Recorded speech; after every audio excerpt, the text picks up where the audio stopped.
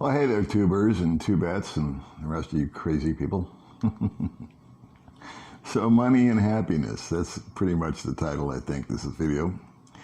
And I heard a comedian named Larry David, and one time he was at a awards ceremony, and he said, you know what, folks, you can either be a rich prick or a poor schmuck. I think there's a lot of truth in that, but it doesn't begin in there.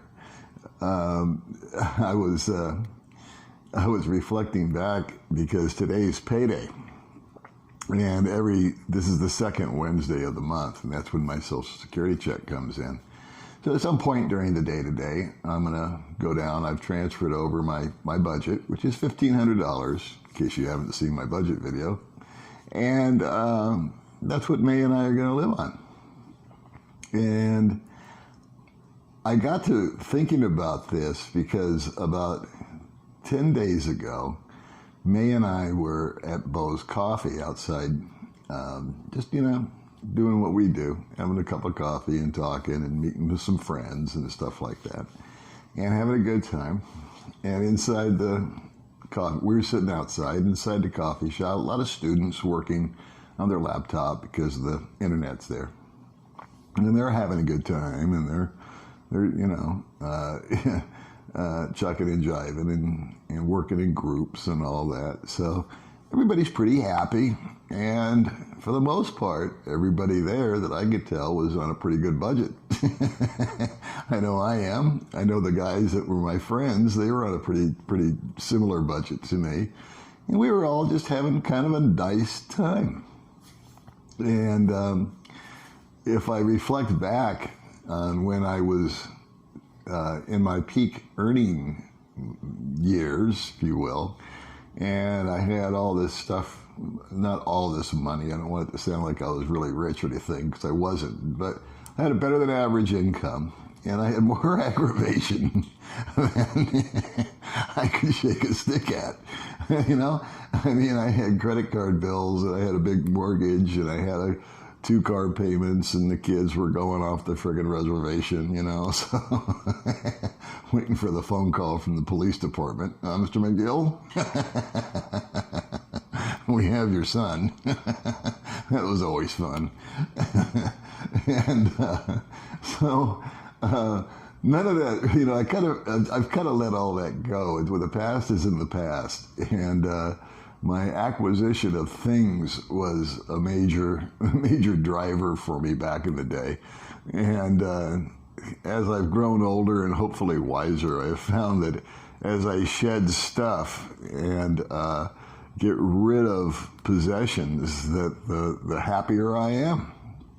And there was some studies done and that I'd heard about a while back, and I re-Googled them recently and was looking at them. And the studies from all these think tanks, there's like hundreds of studies out there about money and happiness. And the bottom line is, if a human being has their basic needs met, food, shelter, transportation, and day-to-day living stuff, an increase in money doesn't necessarily make for an increase in happiness.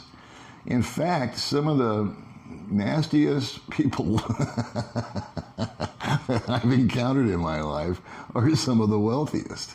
And I'm not putting them all in a box. I'm sure there's plenty of rich people running around the world having a great time. But just my own observations was that I would meet families similar to mine. In other words, the wife, the 2 kids, and everybody was going crazy, and the guy had all this, and they're buying all that. And it just seemed like it got complicated when there was a bunch of money in there.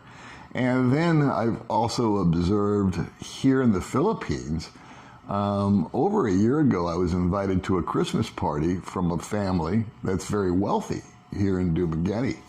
And the matriarch, if you will, who's almost 100 years old, has just tons and tons and tons of money. They started this I want to say a plantation, but they get rice fields, and they're big deals here in Negros Oriental, and they've got all these kids and grandkids. And I was having a conversation with one of the kids who was basically saying that none of the brothers, none of the sisters get along, because when the matriarch goes, and like I said, she's 100 years old, I think, so her time's soon, I imagine. It's time now to divvy up the money.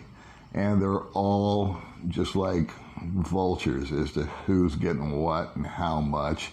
And every one of them was super well-to-do, and every one of them was just focused on their position, how much they were going to get and what they were going to do. And oh, God. Well, I kind of forgot about that because it's been over a year, but then, I don't know, 7 or 8 days ago, May and I were sitting out in front of Bo's Coffee, and on the boulevard, we were sitting out at a table outside, and inside were a bunch of college students, and they were all chucking and jiving, working on their computers and playing on their phones. And there was a couple of guys that I knew there, and we're all at about the same status, if you will, financially, and everybody was pretty friggin' happy. I mean, the students were having fun, they were working, and I was having a good time with May and my foreigner friends. We were all just sort of shooting the breeze, and nobody has, like I said, any big sum of money. We just get our little pensions or disabilities or Social Security checks. Well, while we were sitting outside, a guy pulls up, a local Filipino guy that I've seen before, in this red and white Porsche convertible, expensive car. And I just kind of noticed him and didn't pay him any real mind. And then when he got out of the car, I noticed that he had a matching red and white outfit to match his little car. And he comes strutting up, very important, and sits down. He sat outside also. Now this guy's got my attention. And I'm checking him out a little bit. He's got the, I don't know, $30,000 Rolex and, the latest iPhone and this and that and the other. And they bring him out his coffee. And he gets on the phone. And he's just, chewing someone a new asshole on the phone. And it's kind of like, yeah, I've been there and I've done that. And so they didn't quite get it, because the guy was speaking in English, and but I was eavesdropping. And I thought to myself, I kind of looked around, and I looked at, I saw my friends, and I saw the students and the college kids working on their stuff, and I thought, you know what, everybody here is having a good time except him. The guy with the Porsche. And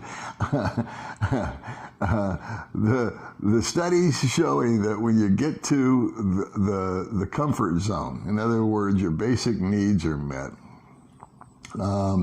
I have just found that in my life to be super true. The only thing that I prioritize now with money is to save it.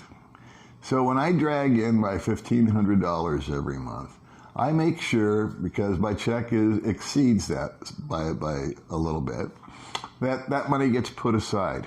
And then if somebody actually watches one of my videos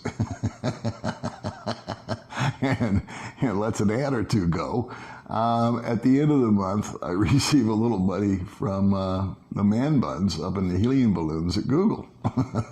They take 45%, but what the hell? Anyway, so that's additional income that's coming in. And I thought to myself, you know what? If I cranked out a bunch of videos, I could make a lot more money. And then I reflected on the guy with the Porsche on the phone, doing what he's got to do.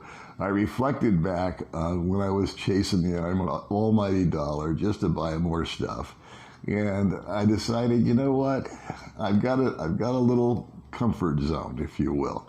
I have a little savings account. I have a life. I don't have to show up. I don't have to do anything.